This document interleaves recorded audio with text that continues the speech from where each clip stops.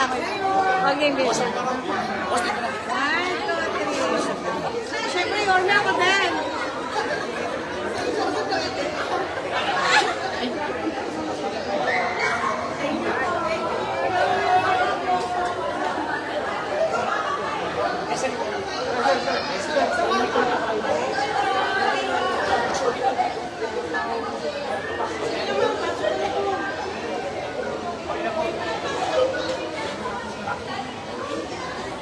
Akit na raw po.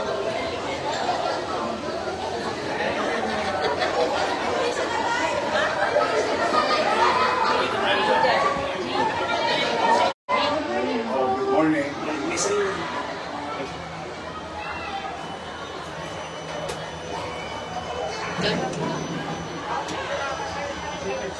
Teka lang, may pa isa. Teka, sayang. Halika na. Sakay na kayo. Oo. Patagal ang elevator. Halika na. Oh, good morning. Parang umaga po yung Sakay. God is good. Po, yung brother, kapatid ng aking asawa sa CBU. Oh, ayos naman.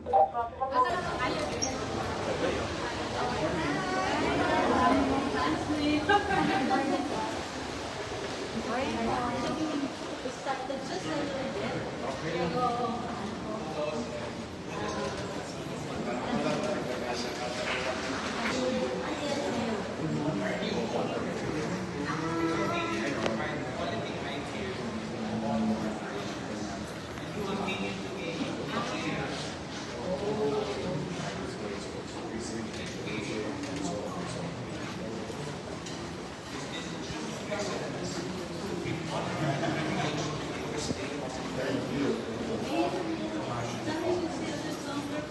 God bless us all. Maraming salamat sa inyo.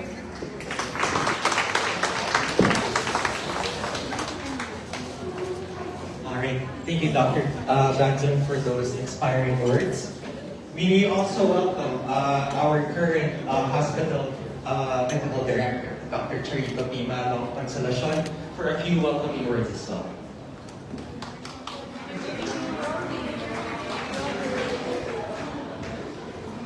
Reverend Father Julius Paul Factora, our CEO,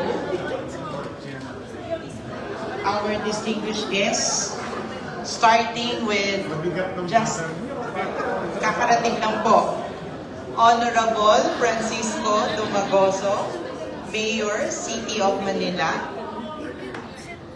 Dr. Emmy Lisa Perez Chong, Undersecretary of Department of Health, Dr. Efren C. Laksamana, Chair, Professional Regulatory Board of Medicine, Dr. Joanne Loy, President, Philippine Academy of Ophthalmology, and Ms. Alice G. Eduardo, President and CEO of Santa Elena Construction and Development Corporation.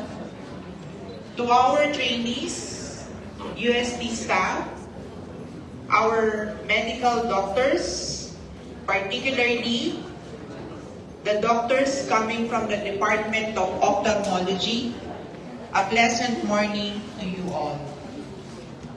Today we gather not just to inaugurate a new facility, but to celebrate a legacy of vision. The Eye Institute stands as a living testimony to the years of unwavering commitment. A commitment to molding training programs that produce not just doctors, but exceptional graduates who now lead the field across the Philippines.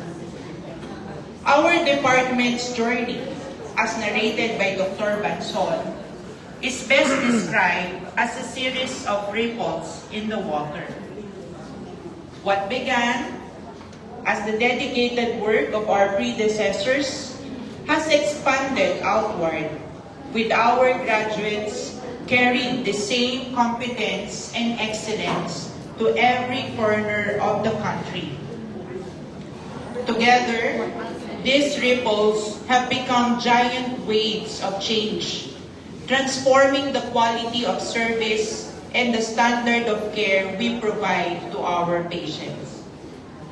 As we commemorate the significant contributions of those who paved the way, our previous chairs, residency training officers, our senior staff who are still here with us. I know marami na po sa inyong gustong mag-retire.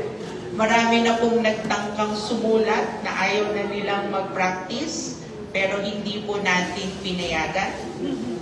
Your name alone is a seal that gives significance to the contributions that you have shared and given to the department. We would like to build upon this foundation and reach even greater heights together with you. To the entire department, congratulations on this monumental milestone. Your wonderful deeds have brought us here, and today, we look forward to the future we will create together, particularly now that the hospital is celebrating its 80th founding anniversary. Now, before I end, i-correct ko lang po si Dr. Banson, wala pong favoritism ang management. It just so happened na the Department of Ophthalmology cannot render service without their machines.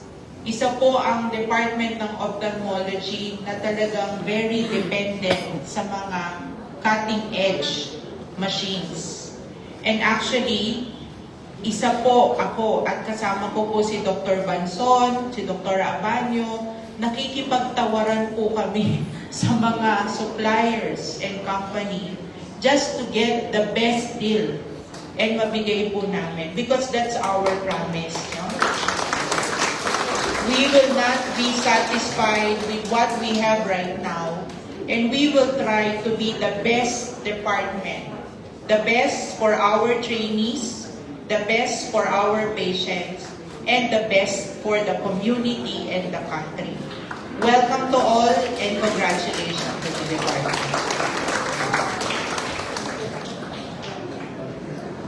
All right. Thank you very much, Dr. Achari, sa malong consolation for those wonderful words. Very heartwarming. All right. At the heart of every meaningful endeavor is faith and gratitude. To ask for the divine guidance and blessings upon the new Eye Institute, may we respectfully call upon the Reverend Father Julius Paul C. Capora, OP, for the invocation. Let us all stand.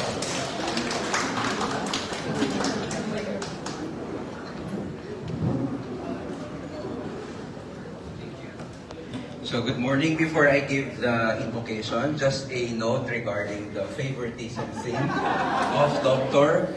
As a father or as parents, you know that parents do not play favoritism. It's just that sometimes some children or some departments make it easier for us to love them more. So,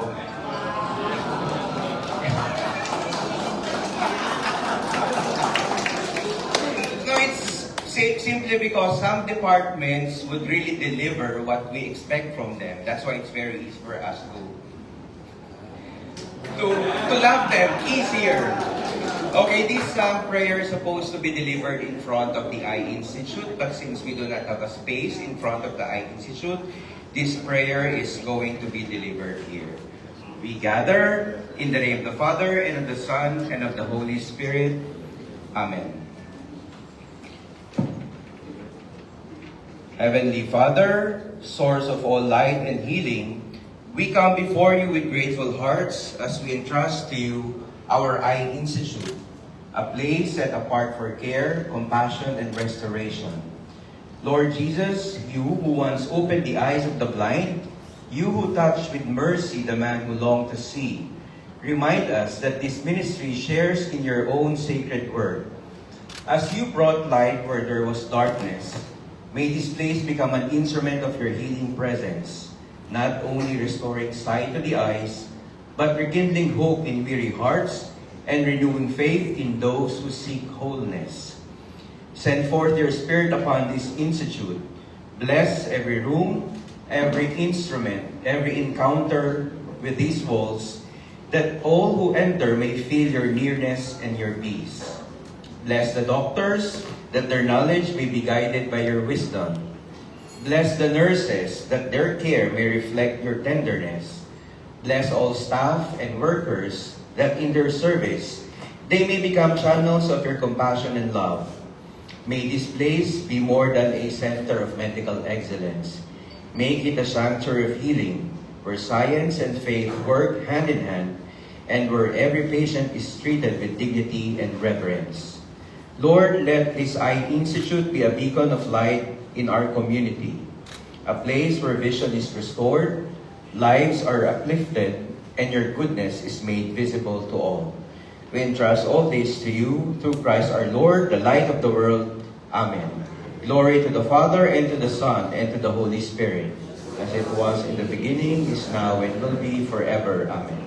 In the name of the Father, and of the Son, and of the Holy Spirit. Amen.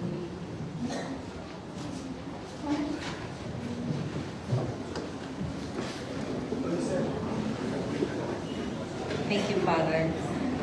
To formally introduce the vision and purpose behind this new Eye Institute, it is our great honor to invite Dr. Jessica Marie R. Abanyo to deliver the introduction. Dr. Abanyo is a distinguished USC alumna, a graduate of the Department of Ophthalmology with a specialization in cornea and external disease and uveitis. She has been head of the former Eye Institute since 2021, and her dedication and expertise have played a vital role in bringing this project to life. Ladies and gentlemen, please welcome Dr. Jessica Marie Abanyo. Thank you very much.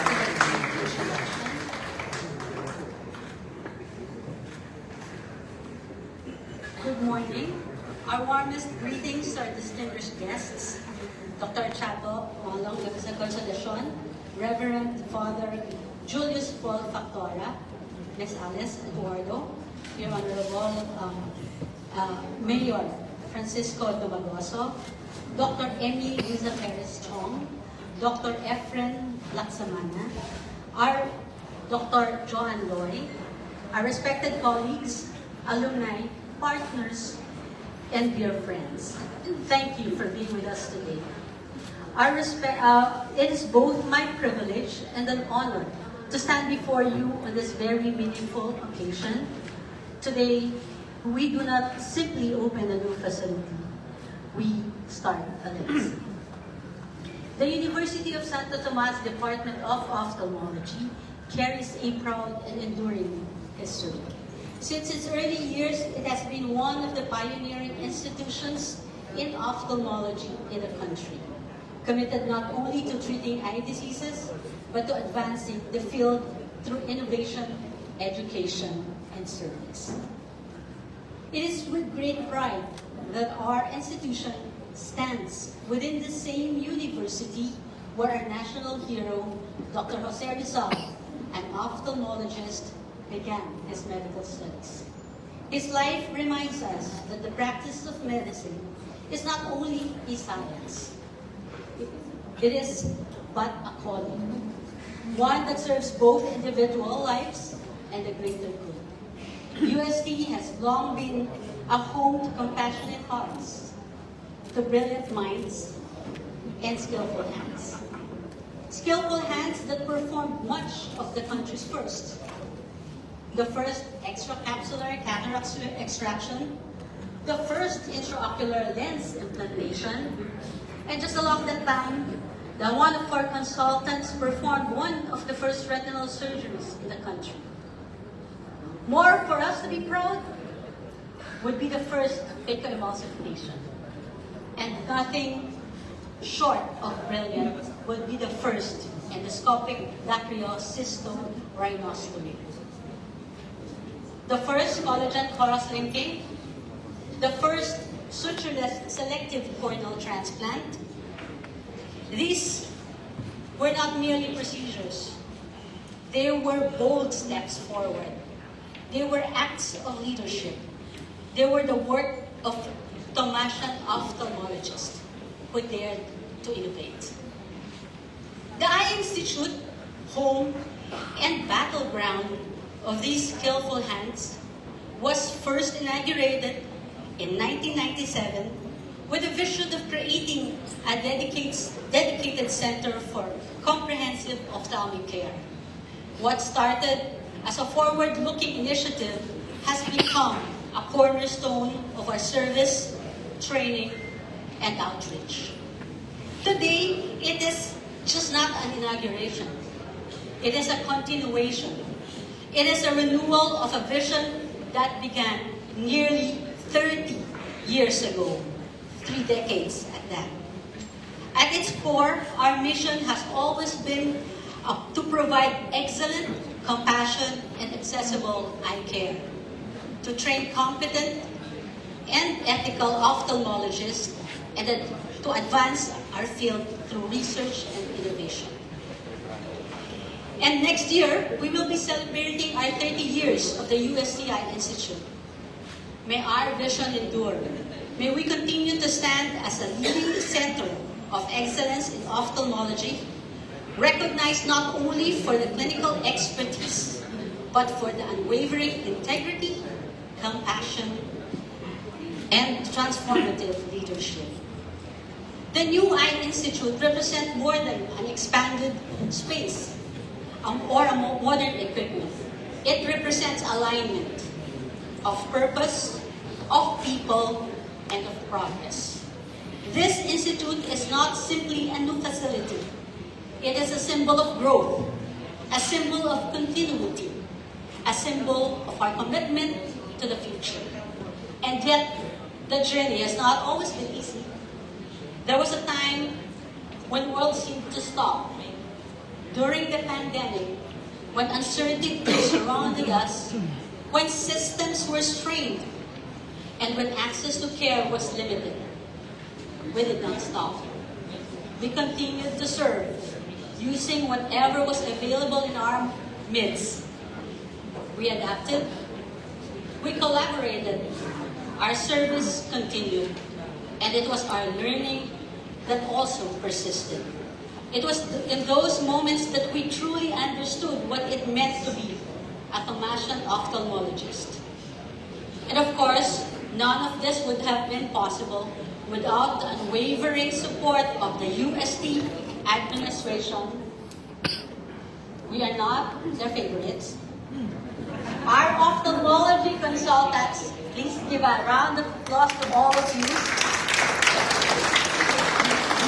And last, but definitely not the least, our dedicated staff. Please rise. Tireless, compassionate, and always putting patient first. You are the backbone of our institution, the heart of our mission, and the driving force behind every life we touch. As we open the doors of this New Eye Institute today, we reaffirm who we are and who we aspire to be. We honor our past, we celebrate our present, and we step forward boldly in the future. Maraming salamat and welcome to the inauguration of the Eye Institute.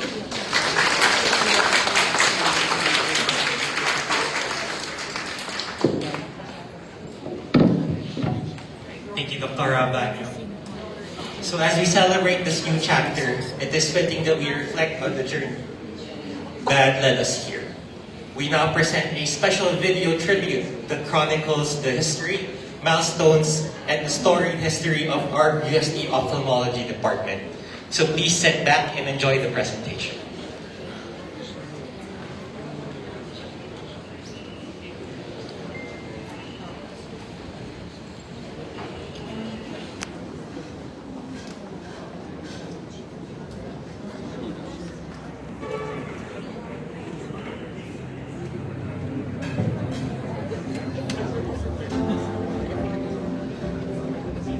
Every story begins with a vision, and some create a legacy.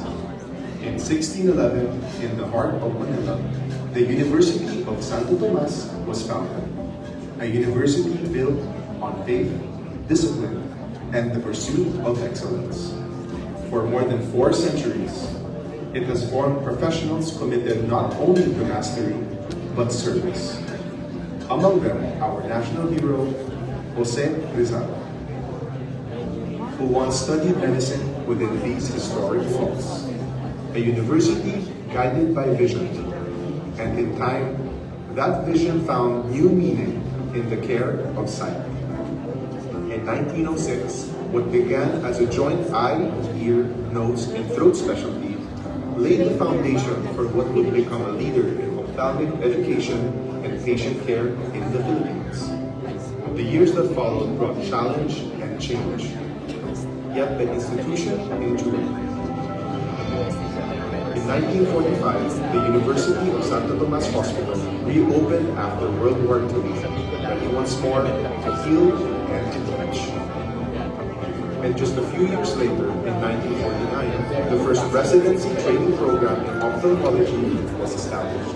With it came generations of young physicians that advanced in the market.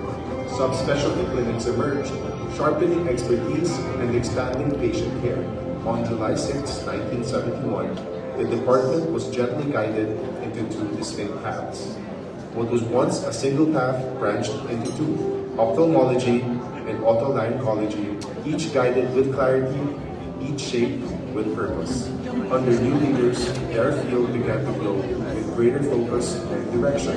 In 1977, the first vitrectomy and first IOL implantation, along with ECCE, was performed in UST. By 1979, new technologies were introduced, from ophthalmic imaging to advanced surgical instruments.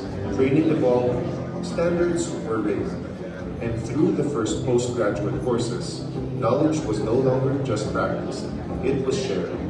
In 1984, that independence was formally realized. Ophthalmology and otolaryngology parted ways, each stepping forward with a clearer path. The Department of Ophthalmology entered a new phase of growth. Subspecialty clinics were further strengthened, inspired by global standards. Surgical practice advanced, outcomes improved, and with a vision that reached beyond the present, the foundation for a dedicated eye center began to take shape. In the mid-1980s, the introduction of vitrectomy in the Philippines coincided with the return of foreign-trained specialists and the purchase of modern equipment. In between 1991 and 1992, a quiet revolution in eye surgery began. A trailblazer of phacoemulsification brought technology back to the homeland that would restore vision faster and safer. From operating rooms in Manila to communities beyond, he guided colleagues and trained residents, ensuring that the practice would grow far beyond his own hands.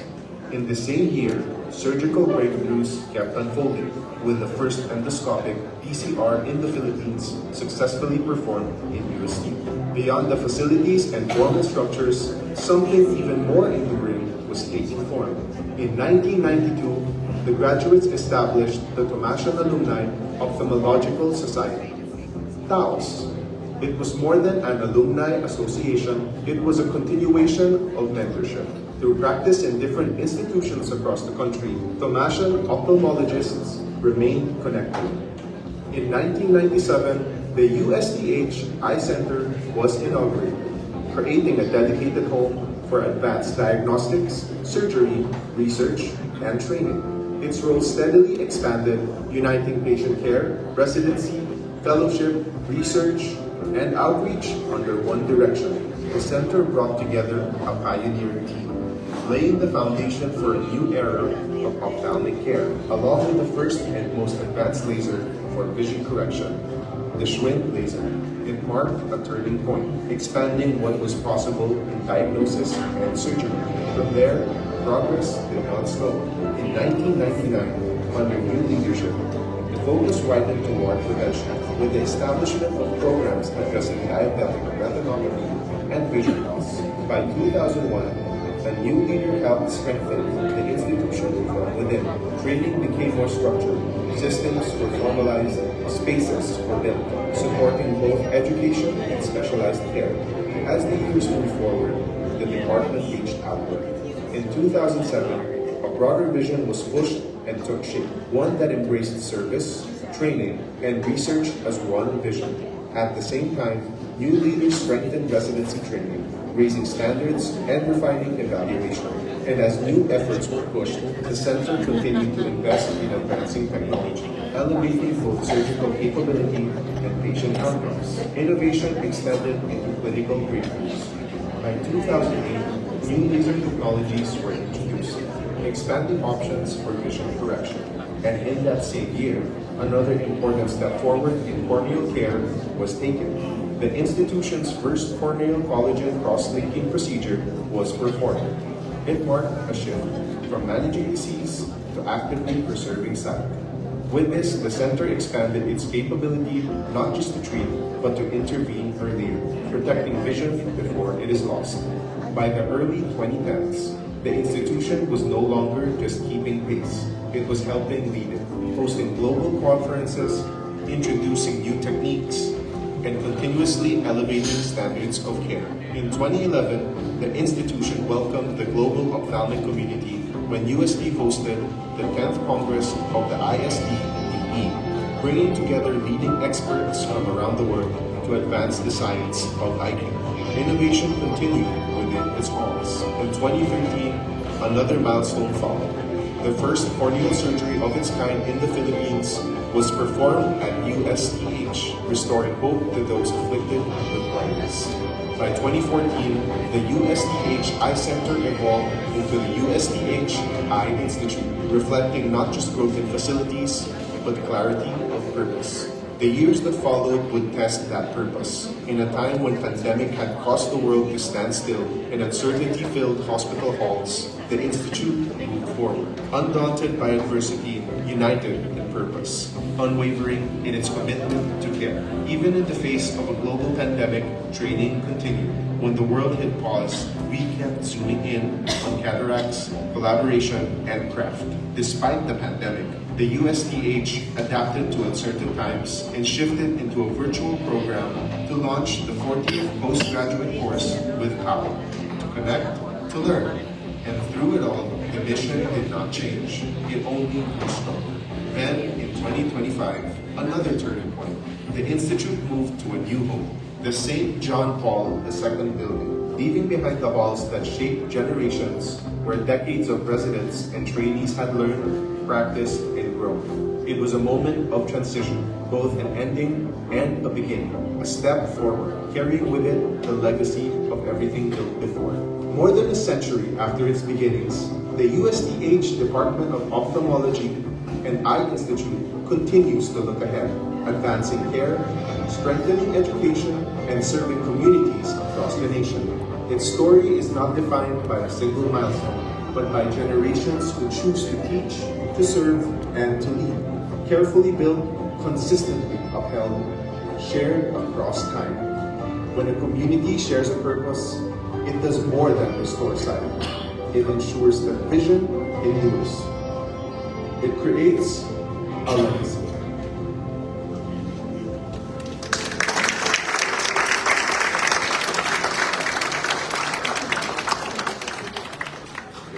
Alright, so I can tell by everybody's smiles that the pictures really took you back to years gone by, huh?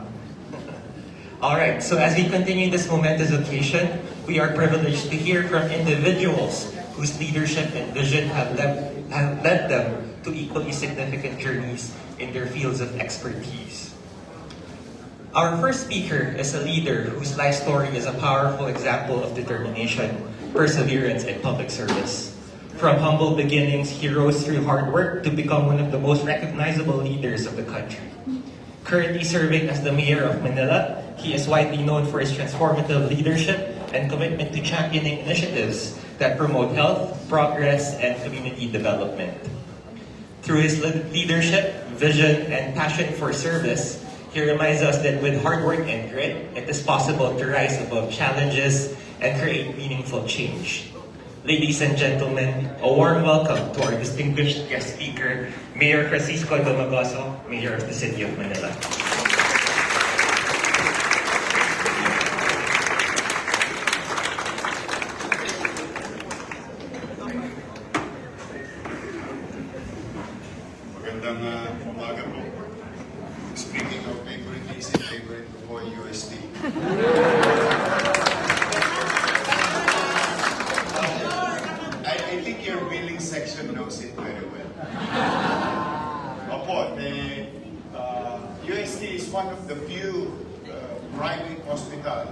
were our constituents na pinagkakatiwalaan ng constituents namin na medyo hipit sa buhay.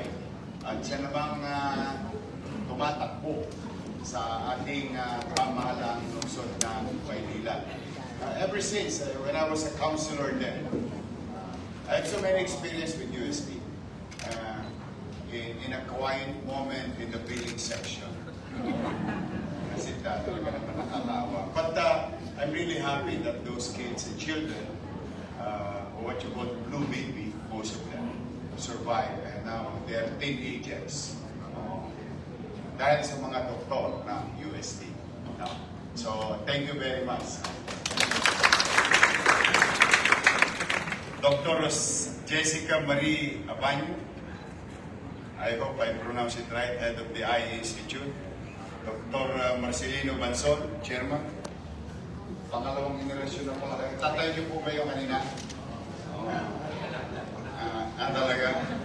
Mas gwapo yung tatay niyo. Dr. Charito Malo, Consolacion Medical Director.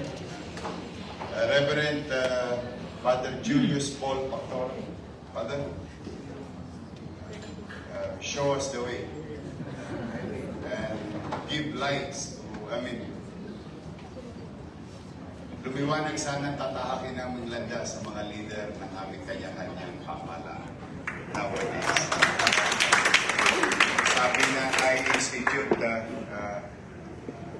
yung vision ninyo, sana yung vision ninyo not only for the patient but also for our leaders.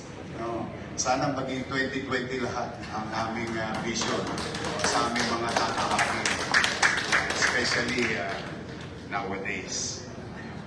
We are really challenged with situation. To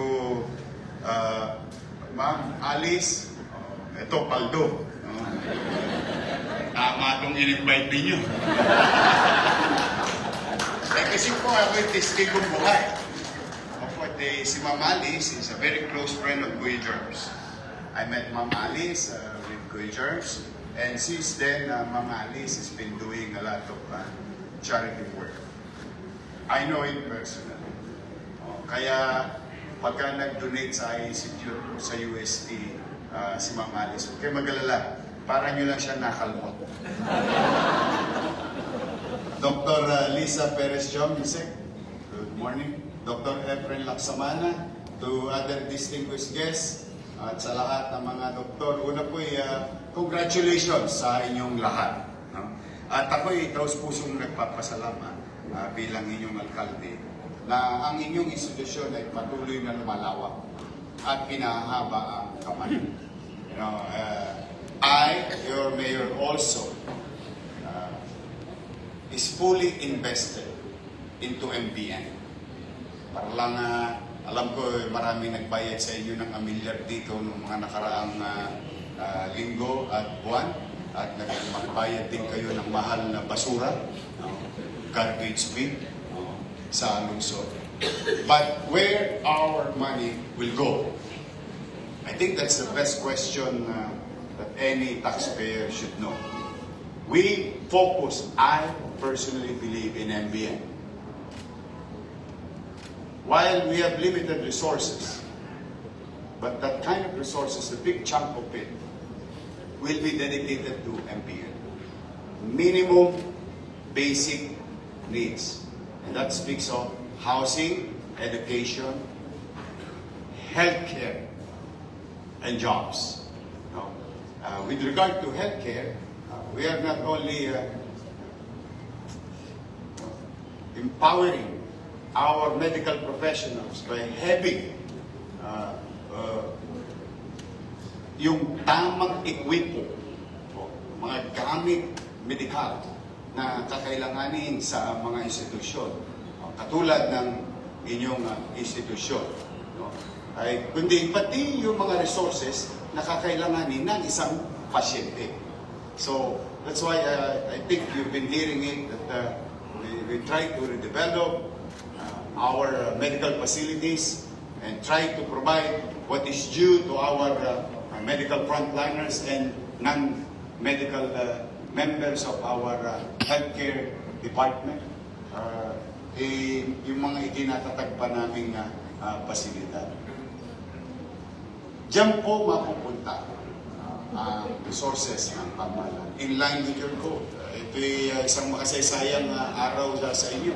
Pagpapalawig, pagdudugtong, at pagtutuloy ng serbisyong medikal sa ating mamamayan. At ang susunod na mangyayari, sana hindi ko maubos ang estudyante ninyo. I don't want to compete with UST because magagaling naman talaga yung mga taga-UST. But I want to fulfill the dreams of our constituency to become medical professionals.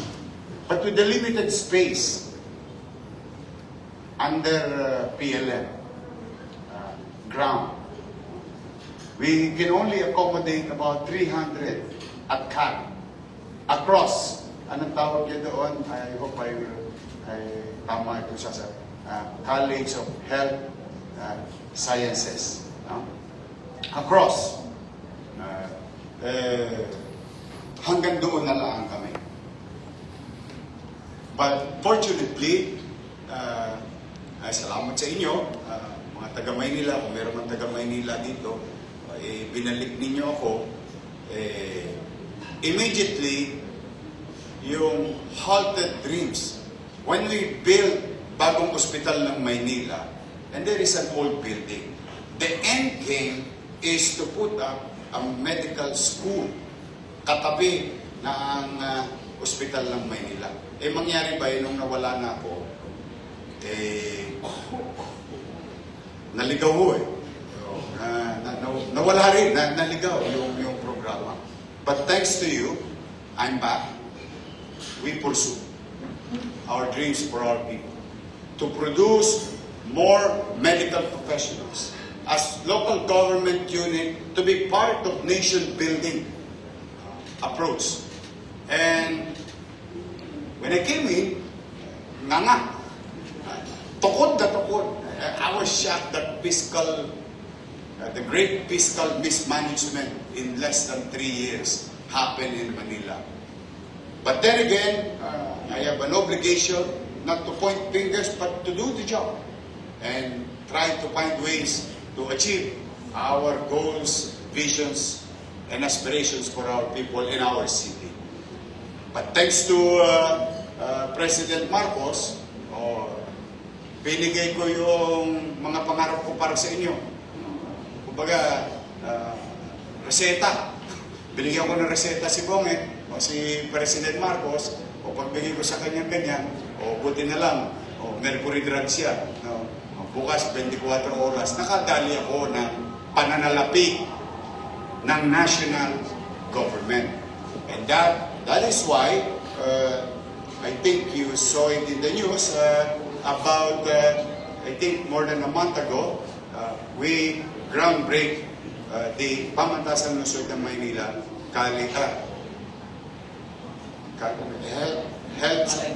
College of Medicine. Yun na yun. Basta sabot na kayo lahat.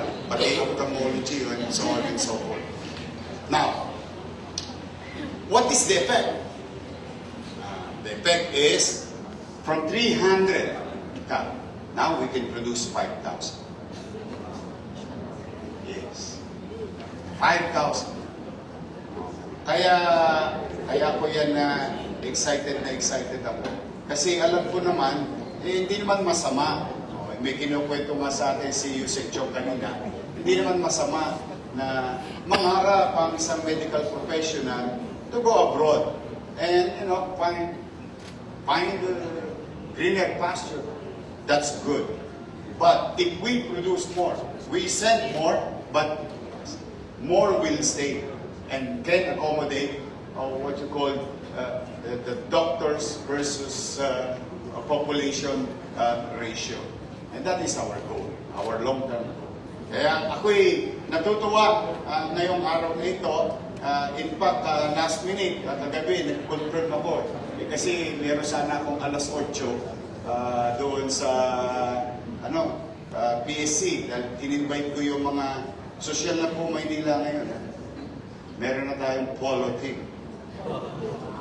Charot, water polo lang po ito, hindi ko kaya kabayo. In-invite ko po yung mga banyaga, because Manila, we have so much swimming pools, we created a team to compete worldwide. And they're coming here today. Pero nga, speaking of favoritism, favorite ko UST. Inuna ko na kayo.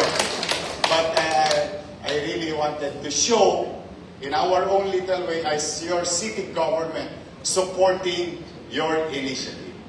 And to those, at least, a simple thanks to the founding fathers of this institute. To the institution, UST, rest assured, may awa ang Diyos.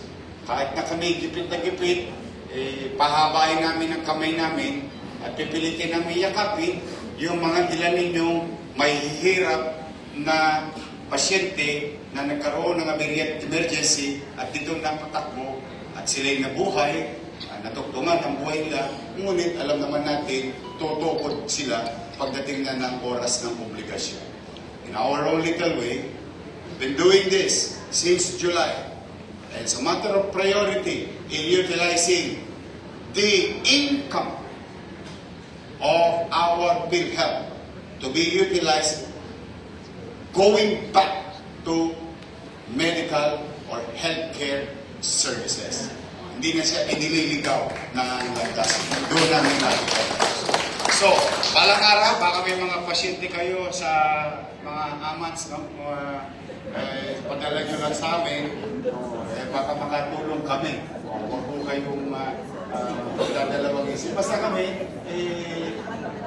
sasabihin naman namin kung oo o hindi, para walang tenga. Mas mahirap kasi yung hindi ka certain eh. But rest assured, in our own little way, you have the support of the city government of Manila. To each and every one of you, congratulations at pagkalain nawa kayo ng buong Manila. Manila, God first, and you.